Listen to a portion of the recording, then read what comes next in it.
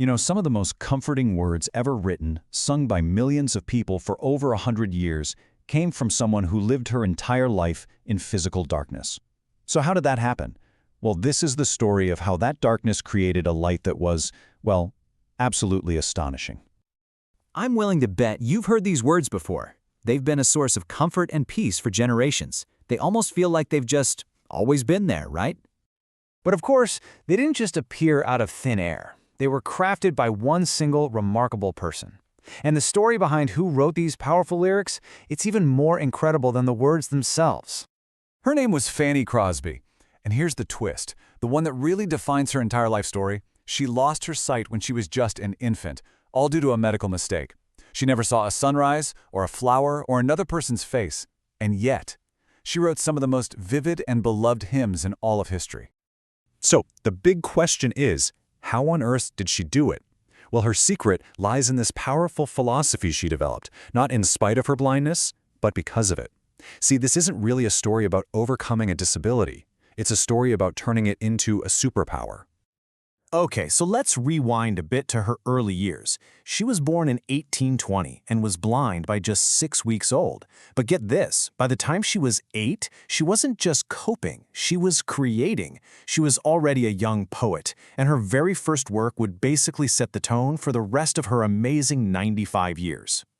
And just think about this for a second. These are not the words of some seasoned philosopher reflecting on a long life. They were written by an 8-year-old girl. This simple verse became, in her own words, the motto of my life. Okay, and this right here, this is the key to understanding everything about her.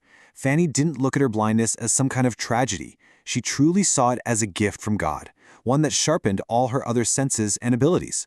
She was absolutely convinced it was an advantage that let her focus, remember, and connect with the world in a way she couldn't have otherwise.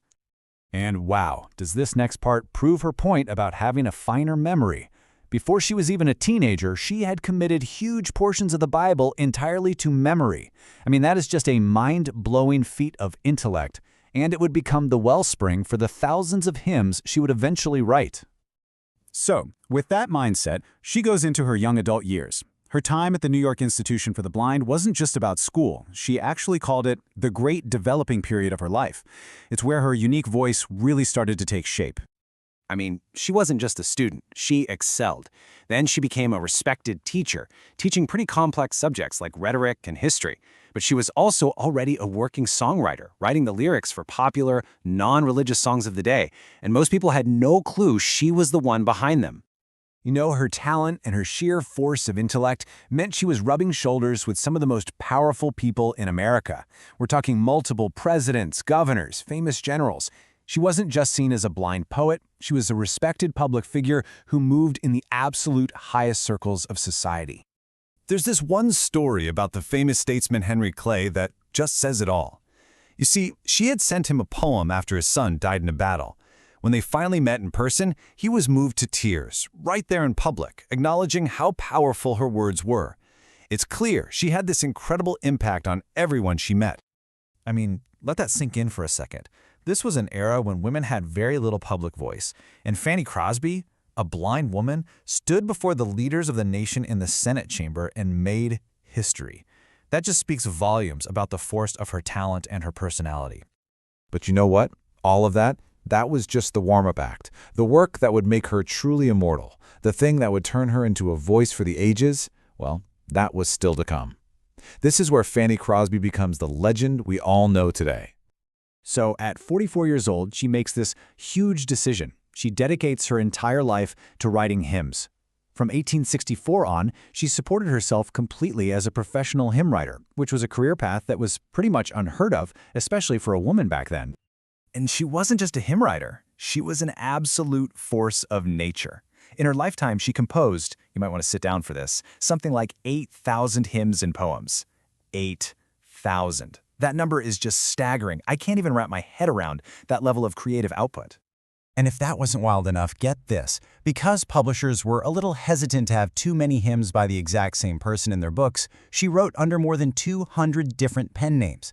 Entire sections of hymn books were written by her, and nobody even knew it.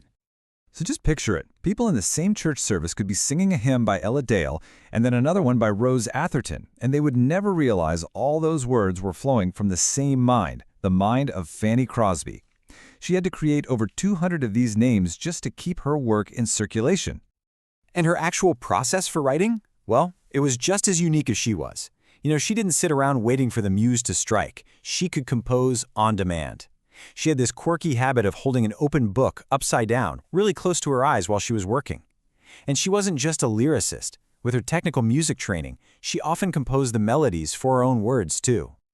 So when you put it all together, what's her legacy? What's the thing that's lasted? Well, it's found in the songs that have outlived her by more than a century and are still being sung all over the world.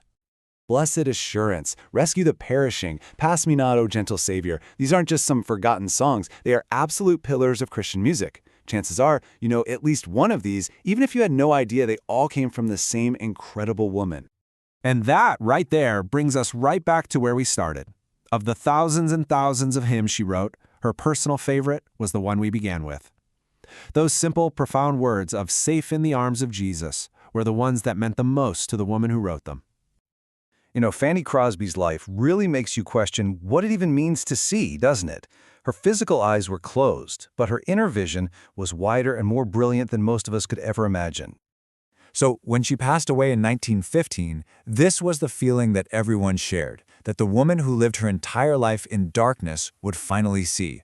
It's such a beautiful and poetic end to an unbelievable life, a life that turned an affliction into an anthem, and in doing so, taught the whole world a new way to see.